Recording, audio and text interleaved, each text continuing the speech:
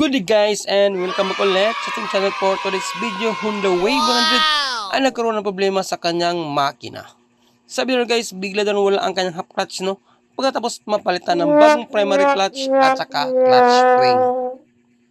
Ang gagawin muna natin ay i-check natin ang kanyang half clutch sa pamamagitan ng pag-apak ng kanyang change pedal. So punta tayo sa kabila guys, no? So apakan muna natin ito at huwag nating bitawan. At try natin paikutin ng kanyang gulong kung mayroon ba itong freewheeling. Apakan natin ang kanyang change pedal at huwag nating bitawan. Ayun, wala talaga guys, no? Nag-engage lang ang kanyang gulong at walang ka freewheel. Ang next natin gawin ay try mo nating adjust ang kanyang nut sa labas ng kanyang cranky shell, no? Kasi mayroong adjustment dito guys. So try mo natin ikutin yan pa counterclockwise. So dito pa lang, malalaman natin kung mayroon pa talagang problema ang kanyang half clutch o wala. Kapag na-adjust na natin to at wala pa rin freewheel ang kanyang gulong, meaning to say may problema sa loob ng kanyang clutch guys. So kailangan natin siyang baklasin para makita natin ang kanyang sitwasyon. So try mo natin ikutin ito pa counterclockwise. Kung mapila natin medyo matigas na siya, so stop na natin ang pag-ikot ng counterclockwise. Saka natin ikutin kalahati ng 360, yun ay ang 180 degrees. So, yan. So, try mo natin itong i-adjust. Kapag naging okay na natin pag-adjust, try mo natin balikan ang kanyang change pedal at ikutin natin uli ang kanyang gulong kung mayroon bang freewheel. Dito sa part na ito guys, ay hindi siya makapasok ang kanyang change pedal, no? Kahit back changer, ayaw talaga. Yun po ang tamang adjustment natin sa kanyang clutch. Mean to say, may problema talaga sa loob ang kanyang clutch. Clutch. So, kailangan natin siyang baklasin. So, tatlo lang natin pagdudahan dyan kung bakit walang half clutch ang kanyang motor. Una, maaaring naputol yung clutch lifter niya. Yung hinawakan natin guys na connect sa loob ng ating crankcase. Yung in-adjust natin. Pangalawa, possible nahulog yung washer sa loob ng clutch housing. Kasi mayroong washer yun sa likod ng clutch housing. Isa rin yan sa dahilan kung bakit nawala ang ating freewheel. So, nung in-adjust ko ang kanyang clutch guys, pinasok ko uli ng ilang ikot. So, naging okay na ang kanyang change pedal. Pumasok ng kanyang gear. Pero wala pa rin siyang clutch. Problema pa rin yan. So, ang tatlo nating pagdudahan is yung clutch spring. Sabi kasi ni owner guys, no, para napalitan daw ito ng clutch spring ng una niyang mekaniko. So, pinalitan ng primary clutch na set na may kasamang clutch shoe at pinalitan daw ng clutch spring. Pero hindi na siya sure guys, no, kasi itong motor nito ay hinabili ni Bossing sa kanilang bahay. At doon ito tinrabaho ng mekaniko. Kaya nung chinek niyang messenger is hindi niya mahanap kung mayroon silang kunbo kung pinalitan ito ng clutch spring o wala. Pero sa akin guys, pinalitan ito ng clutch spring kasi sa sitwasyon pa lang ng kanyang change pedal, napakatigas kambya. So doon pa lang alam na natin na naka-racing clutch spring ang kanyang motor. So siyempre para ma-confirm natin yan ay kailangan natin baklasin ang kanyang crankcase cover. At una niyan is kailangan natin tanggalin ang kanyang tambutso, putres at saka kanyang kickstarter. So unahin natin tanggalin ang kanyang drain plug. I-drain muna natin ang kanyang oil, no? So wala po ang patak na oil guys, no? Kaunti lang, baka na airlock lang. So tanggalin muna natin ang kanyang dipstick para makalabas yung hangin. So yun, tumagas na ang kanyang oil. Tanggalin natin lahat ng mga bolt na connect sa kanyang crankcase shell, sa mga 8 ata yan na bolt o siyam. Lahat ng mga bolt ng kapalibot sa kanyang crankcase, tanggalin natin guys. Next, pukpukin natin gamit ang ating rubber mallet.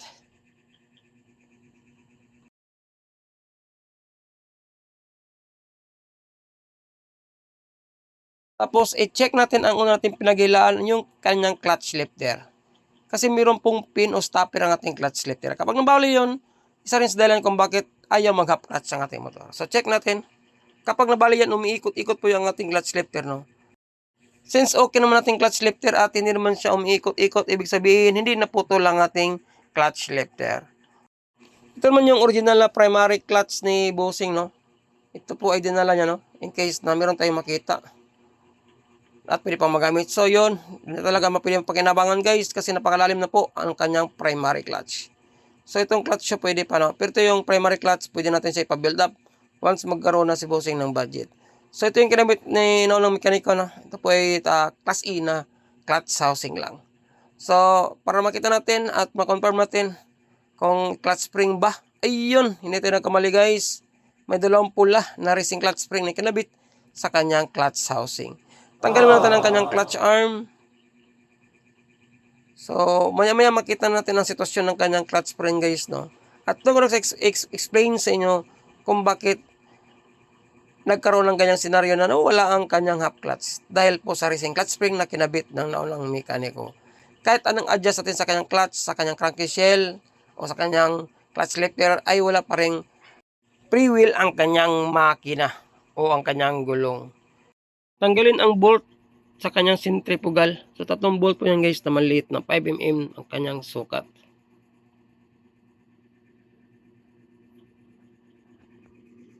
Sa likod ng kanyang centrifugal cover is meron siyang nut guys, no.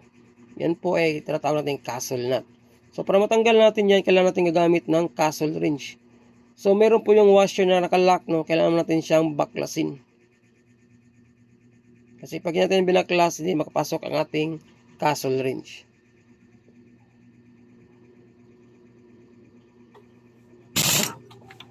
So natanggal na natin ang kanyang nut. Next naman ay ang kanyang oil pan. Tanggalin natin ang kanyang oil pan. Meron niya dalawang 6mm na bolt sa ilalim. Sa kanyang clutch split lifter guys is meron siyang 4 na bolt, no. Kailangan natin siyang luwagan para sa pagtanggal natin sa labas mamaya is hindi tayo mahirapan at maluwag na siya. Yun po ang mga discarding malapit natin guys. So, maluwagan na natin yung 4 na bolt. Next naman is tanggalin natin ang kanyang clutch bearing. Para matanggal na natin ang nut sa likod ng kanyang clutch bearing.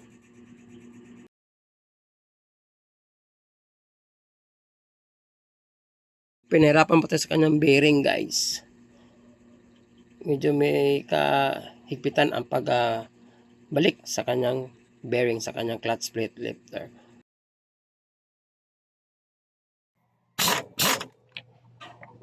Oh. Kapag matanggal na kanyang nut, pwede natin tanggalin ang clutch housing at saka primary clutch ng sabay-sabay. So, check natin ang kanyang primary clutch guys. Muna. So, ito po ay replacement, no? At kababago pa lang palit sa naunang mekaniko ni Bossing. Check natin kung may tama na ba kanyang primary clutch. So, yung goods naman siya guys, no? At saka ito yung clutch shoe, bago rin. Set ito, no? Set. Kapag mga replacement guys, set ang bibilhin nyo. Walang individual. Pero na lang kung genuine ang bibilhin nyo. So, tanggalin mo natin 4 na bolt sa kanyang clutch plate lifter. Para makita natin ang sitwasyon ng inyong stock na clutch spring at saka pinalit na bagong racing clutch spring. Bali, dalawa ang binalik ng mekaniko na stock at dalawa rin ang kinabit niya na racing clutch spring. Yung kulay pula guys, yan po ang kanyang racing clutch spring. Ay syempre po kung malaking mo tanong ay shoutout nga pala sa lahat ng mga solid subscribers at tagapanood natin sa Facebook page. Maraming salamat po sa inyong lahat. At syempre sa ating mga silent viewers dyan na walang sawang nanonood at laging nakantabay sa ating mga bagong videos na ina-upload. God bless sa inyong lahat. So yun, natanggal natin yung 4 na bolt sa kanyang clutch plate lifter. Yung may dalawa pa lang natira. So sa nakita nyo guys, no, ano ang pagkaiba ng stock at saka racing clutch spring. So ang stock natin ay medyo may kalaitan ng kaunti at ang racing clutch spring naman ay may katabaan. So dyan pa lang alam na natin kung ano ang diferensya, kung bakit ayaw mag-half clutch sa ating motor. Ayaw siya mag-freewheeling, no. Yun, no. Kahit pareha lang po ang kanilang taas, pero sa kanyang kalaki is yan lang po ang diferensya na nakita natin. Medyo mataba po ang racing clutch spring kumpara sa ating stock. So yan pa lang alam na natin na kapag nag-press o nagko-compress ang ating racing clutch spring, nawala ang kanyang allowance sa loob ng ating clutch housing, no. Na-check ko rin ang kanyang washer sa likod ng kanyang clutching. Goods naman siya guys, no, at hindi naman siya nahulog. So balik tayo sa kanyang clutch spring. Sa akin obserbaran kung bakit ayaw mag-half clutch dahil nga sa mataba ang ating racing clutch spring. So guys, idol, ano bang dapat natin gawin para mabalik pa rin natin ang ating racing clutch spring at maganda pa rin ang hatak ng ating motor? May idea ako guys, no, at isi-share sa inyo kung anong dapat natin gawin. Tatabasan lang natin siya ng isang ikot ang ating racing clutch spring. So isang ikot lang guys. So ang purpose niyan is para magkaroon ng allowance sa loob ng ating clutch So kapag stuck pa kasi yan at hindi natin nababawasan, pag press dyan sa loob ng ating clutch housing, wala tayong makitang clearance. So, dikit na dikit po ang ating racing clutch spring. Yan ang dahilan kung bakit hindi makabuka ang ating mga lining. Kapag hindi nakabuka ating mga lining, walang half clutch o freewheeling na mangyari sa ating motor. Kung naobserbahan nyo yung stock natin na clutch spring ay maliit lang siya. So, kapag nag-press sa loob, meron po siyang kaunting allowance. Kapag naka-half clutch tayo, naka-apply, meron siyang allowance at makabuka at magkaroon ng freewheel ang ating clutch lining. Kumpara sa racing clutch spring na medyo mataba, matigas ang spring, pag press niya sa loob ng ating clutch housing, wala na siyang allowance guys. So ito ang pinakamabisa natin gawin para mabalik natin ang ating clutch spring at maganda ang ating pwersa ng ating motor pa rin. Magbabawas lang tayo ng isang ikot bawat sa ating racing clutch spring. Yun po ang mga sikretong malupit na gagawin natin para may kabit natin ang ating racing clutch spring. Kung anong ginawa nyo sa unang spring, kung paano nyo tinabas, yun din ang paraan sa pangalawang clutch spring natin guys. Okay.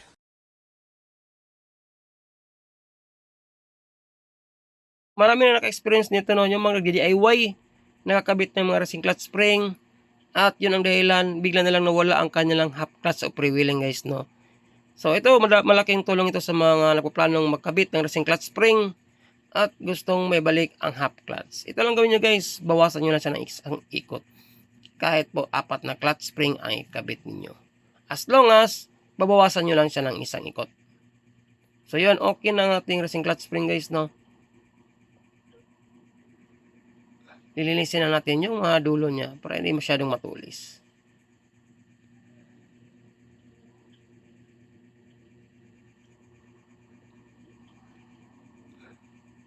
So yan, ginrain ko na rin yun siya guys. Yung estimate lang ang pagbawas ng ating clutch spring. Isang ikot lang. Yun no.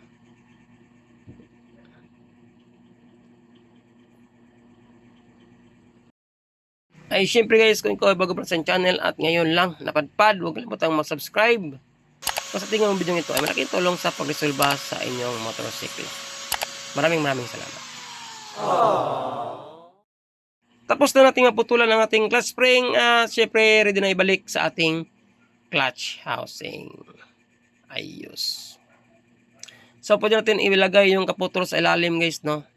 Pwede rin sa babaw. As long as maganda ang pagkakalapat niya at syempre dapat pantay sa stock natin na racing clutch spring. Hindi siya pwedeng tumagilid kasi kapag tumagilid siya mapiktuhan ang performance ng ating motor. Basta check nyo lang guys, pagpatong ng ating clutch plate lifter dapat naka-align yung ating mga spring no.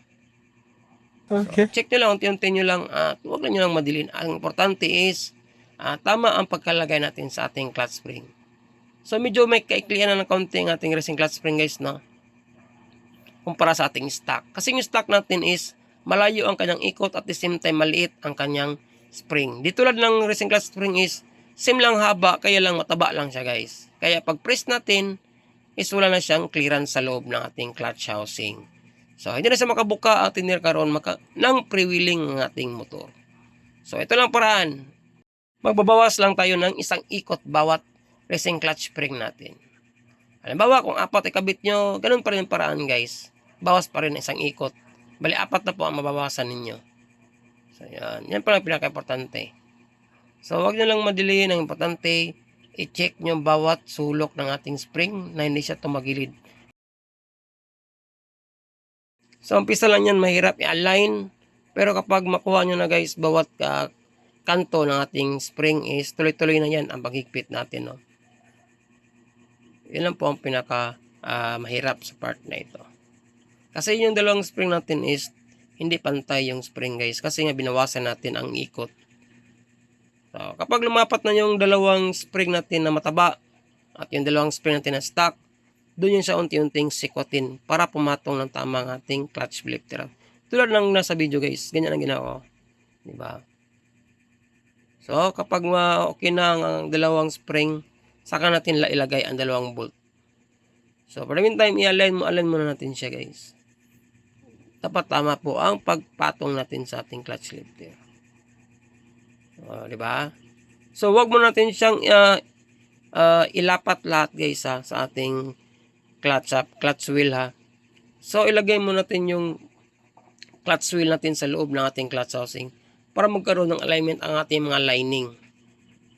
Yan. Saka natin i-final ang paghigpit ng 4 na bolt sa ating clutch wheel. So, yan. Kasi kapag pinrest natin yan, baka yung 4 na lining is hindi nagkaroon ng alignment. Kunting disalign lang, mahirapan natin siya ipasok. Tulad yan guys.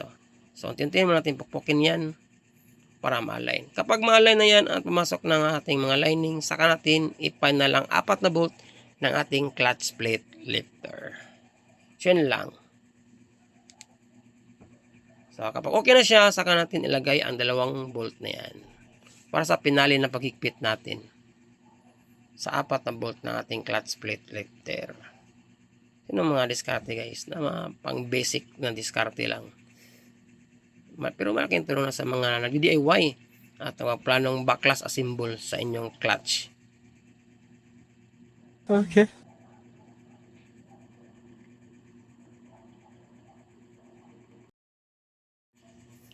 Bawat higpit sa 4 na bolt dapat i-double check nyo guys dapat yung bawat kanto ng ating clutch spring ay hindi nakalabas. Dapat is naka-align yan sa clutch plate lifter natin. Kasi kapag tumagilid o lumagpas yan, maaaring magkaroon ng disalignment sa pagbuka ng ating clutch lining. So kapag nakita natin na tama na ang kanyang clutch spring at nakatapat mismo sa bawat kanto ng ating clutch plate lifter, pwede natin siyang i-final ang paghigpit ng 4 na bolt. So kita naman goods na siya. Yun, klarong-klaro guys, may clearance na ating clutch spring, di ba? Yung tinuro ko, di ba? May clearance na siya. Kaya na isulat talagang clearance rin. Dala na rin is mataba ang ating clutch spring. At the same time, pareho lang ang taas ng ating stock na clutch spring. So kapag may clearance na yan, sure na bubuka na yan kapag inapakan natin ang change pedal at nag-apply tayo ng half clutch. Magkaroon na yung freewheeling ang ating gulong. So goods na siya at pwede natin siyang ikabit sa kanyang makina. So kapag sabay natin siyang tinanggal, syempre sabay natin siyang ibabalik guys. Yun ang mga diskarte natin. Kasama na rin ang kanyang oil pan. Dapat yung gear ng ating clutch housing at saka dulo ng gear natin primary clutch guys ay naka-align. Merong maliit na gear yan sa dulo, dapat yun naka-coincide sa ating clutch housing. Para makuha natin ang tamang freewheel ng ating 2 gear. Tulad niyan guys So kahit huli na yung ikabit ng ating clutch show, pwede na rin. Depende rin sa inyo guys kung saan kayo komportable. Pwede rin isabay, pwede rin hindi isabay yung clutch show na yan. Total, hindi naman mabaklas ang ating one-way clutch at masisira. Okay. So yan, ipasok na natin. So yan, dapat ganyan magpi-freewheel ang ating clutch guys kapag naging okay ang pagkakabit ng 2 gear sa dulo ng ating primary clutch at saka clutch housing. So yung inalan-alan ko guys, hindi na medyo nalapit natin, nalayo natin kaunti ang ating camera. So ituturo ko sa inyo guys kung ano ang ibig ko sabihin na naka-coincide. Yan, yung inikot-ikot ko na maliit na gear at yung gear sa likuran o sa malaking gear pala is nag-coincide yan. So, goods na siya. Next, panaligpit natin yung 4 na bolt sa kanyang clutch plate lifter para maiwasan natin niya makaberya o kakalas yan habang umiikot sa loob ng ating makina. Tapos yun, maikpitan yung 4 na bolt na yan. Next naman is 2 bolt ng ating oil pan. Parang reserbuwa nating oil sa ating clutch housing. 2 yun sa ilalim guys. Sa tandaan nyo lang kung ano ang pinaka-last yung binaklas, yun din ang pinaka-una nyong ibalik. So kapag kayo ay nagbabaklas ng makina, sa 2 bolt na yan, sa ilalim ng ating oil pan.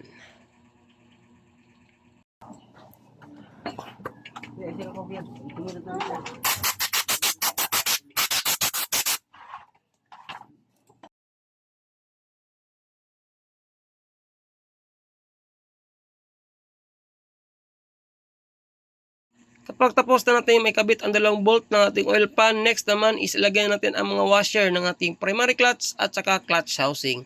Badali 2 po ang washer ng ating primary clutch at 2 rin sa ating clutch housing guys. Next ang kanyang 2 castle nut, yung malaki at saka maliit. Kahit baliktarin yan pwede no.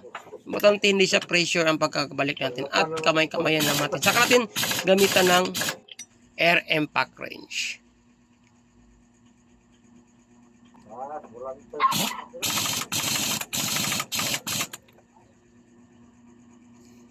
Next, ibalik na natin ang lock ng kanyang washer guys, no? Yung binaklas natin kanina, sinikwat. Kahit dalawa lang, yung may kanal at saka yung walang kanal na portion ng ating washer na ilalak.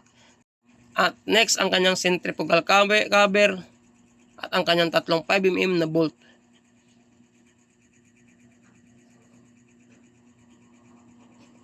So goods na. Next, ang kanyang bearing. Clutch bearing pala. Sa pagkakatanda ko guys, ang kanyang sukat ng kanyang clutch bearing ay nasa 6201. No? So, ibalik na natin ang kanyang clutch arm. So, sa clutch arm naman, meron siyang guide ha. Sa baba na bahagi is meron yung tuldok at saka yung may guhit yung axle natin. So, dapat nagka-coincide yan. Kasi kapag hindi na-coincide, hindi makapasok ang ating gear no? O change pedal kapag inapakan natin yan paabante. So, kapag nakuha nyo na yan, automatic guys, mag-click lang natin change pedal patras at saka abante. Tapos, next, ang ganyang crankcase cover, ibalik na rin natin. Maglalagay muna tayo ng 2 bolt para ma-check natin kung naging successful ba ang ating binawas na clutch, kanyang racing clutch spring, no? So, huwag mo natin i-final yan guys. Kahit 2 bolt lang, pwede na.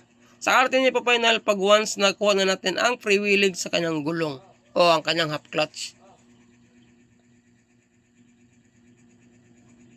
Tapos niyan, titimplahan muna natin ang adjustment ng kanyang clutch. So, yan pa rin ang paraan, counterclockwise. Tapos, mapila natin na medyo matigas na yung clutch lifter natin guys. Saka natin ikutin, kalahati ng 360 is 180. So, kahit kamayan na natin ang pag-lock, okay na. Saka natin ipa-final once na naging okay na ang ating pedal na meron na siyang freewheeling. So, goods na yan siya guys, no? For temporary lang muna. So, punta naman tayo sa kabila, sa kanyang change pedal guys. Doon na natin ititest kung naging okay na ba ang ating trabaho. So, yung pa rin paraan, wag po na natin siyang bitawan ang ating change pedal. Ipipress lang natin siya. Tapos, sabay ikot sa gulong. So, kahit kamayin, pwede, no? Naging okay na rin kanyang change pedal guys, no? Patas abante na rin, no? Kahit tama na ang ating pag-adjust sa kanyang clutch. Kina hindi talaga yan papasok, no? Yung tinimpla natin siya. So, try natin paikotin ng gulong kung meron na bang freewheel. So, yun, no, nagpi-freewheel na siya, oh. You know, inapakan natin ang kanyang change pedal. So, kapag binataw natin, nag-i-engage siya. Yung patras, normal yan. Yung pabante ang i-check natin. Yun, nagpi-freewheel na siya. So, minita sa naging okay ang ating trabaho, guys. At naging successful. Ang ating suspitsahan na racing clutch spring dahilan kung bakit walang half clutch sa kanyang motor. Kapag inapakan niya is parang palundag na parang kabayo ang kanyang motor. So, goods na ang kanyang freewheel guys. At siyempre, matigas talaga iapak yan. Kasi naka-racing clutch spring po ang kanyang motor. So, goods din. Naka-neutral na rin. Naka-freewheel na rin. Pa-neutral. So, ito lang dahilan guys. Walang iba kundi ang kanyang clutch spring. Shoutout muna kay Bossing, no? Salamat boss sa tiwala at pagpasya sa ating munting shop. Kapag plano kayo magkabit ng racing clutch spring, kahit 4 o 2 man yan, kapag walang half clutch na parang palundag, pagkatapos kahit anong adjust sa clutch, wala pa rin half clutch, ang gawin nyo ay bawasan nyo lang siya ng isang ikot ang ating racing clutch spring at magiging okay na po siya para makabuka na po sa loob ng ating clutch housings. Yun lang, no? Sana may tulong naman kayo sa ginawa kong video. Maraming salamat at see you sa aking next video. Ride safe, God bless. Shout out sa pinapakasipag na mekaniko. Ayos. Final check ng kanyang motor habang naka-under. Cambia ya bu ya. Dan jing ah. Ya bu ya. Oke. Balik.